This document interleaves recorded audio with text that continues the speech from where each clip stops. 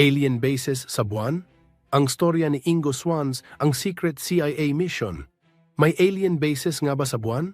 Akala natin tayo lang ang nasa universo, pero paano kung may iba pa pala? At hindi lang basta nasa kalawakan, kundi nandito mismo sa ating paligid.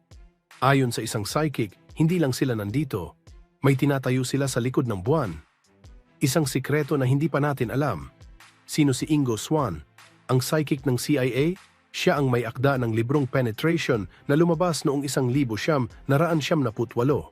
Hindi lang simpleng libro ito, isang aklat na puno ng mga kwentong mahirap paniwalaan tungkol sa aliens, remote viewing at mismong CIA. Ayon kay Swan, in-hire siya ng CIA sa isang mission na mahirap maipaliwanag. Ano ang kailangan niyang gawin? I-remote view ang dark side ng moon gamit lang ang kanyang isip. Parang pelikula, pero ayon kay Swan, totoo ito.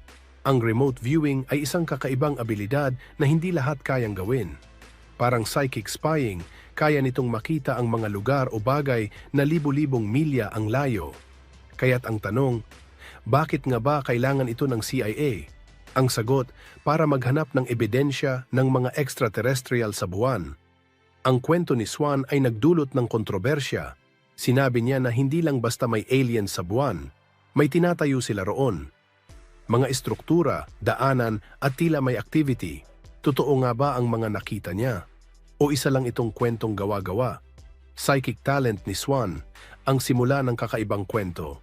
Bata pa lang si Swan, nakitaan na siya ng kakaibang talento ng kanyang pamilya.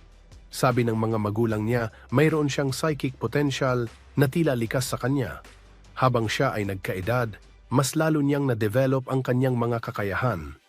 Nag-volunteer siya para sa mga eksperimento ng ESP o extrasensory perception. Ano-ano ang pinagawa sa kanya?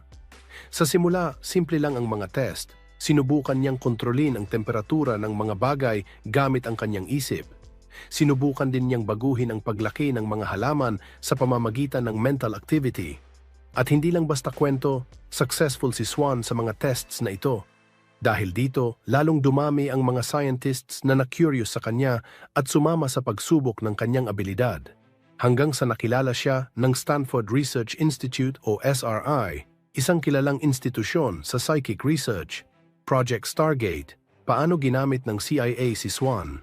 Ang SRI ay nag-eeksperimento sa kakaibang mga bagay gaya ng remote